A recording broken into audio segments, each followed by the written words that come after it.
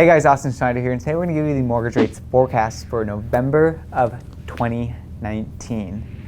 Guys, if you've been following the mortgage rates lately, you may have heard and noticed that interest rates have been starting to rise a little bit. While it can be a shocker or maybe startling to some, we are still at extremely low interest rates that many should be taking advantage of. I mean, if we look in late 2018 relative to where we were in 2018, we're 1.25% lower than we were in late 2018 from an interest rate perspective.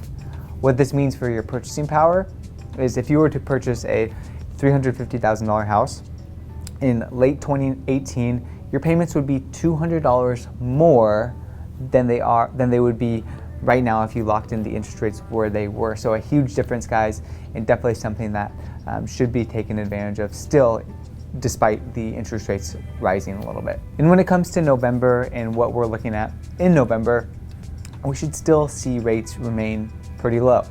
President Trump really advocates for the low interest rates and really puts pressure for the low interest rate. And while President Trump doesn't control the interest rates, he does influence them. He can have an influence on where the interest rates are going as he puts pressure on the feds to keep them low. And history shows that when the feds lower the rate, when the feds keep their rates low, mortgage rates really remain low as well. And speaking of feds in their meeting, they are meeting at the end of October when we're filming this. So by the time you're watching this, they've already met, and we will link a blog down below that gives you an update on what the feds decided to do. But if they decided to lower the rates, lower the Fed rates, then that's good news for a mortgage because likely they will still remain low, not directly affected, but there's some indirect correlation to low Fed rates and low mortgage rates. But as we head into late 2019, past November, there's still some pressure when it comes to mortgage rates and whether or not they're going to remain low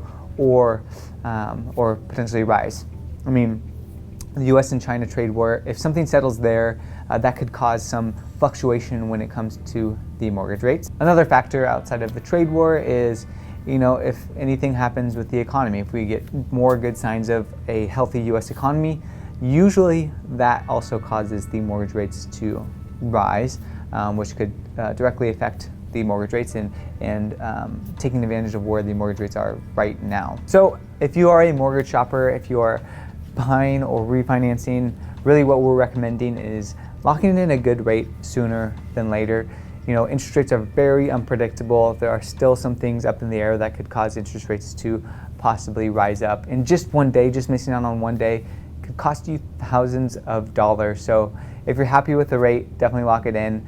And if the rates end up lowering, then you can always refinance. But if rates do go up before you were able to lock it in, you might not be able to lock that rate in again, guys. So for more on this topic, for more about the mortgage rates, please visit us online at themortgagereports.com. Thank you so much for watching, and we will see you on the next one.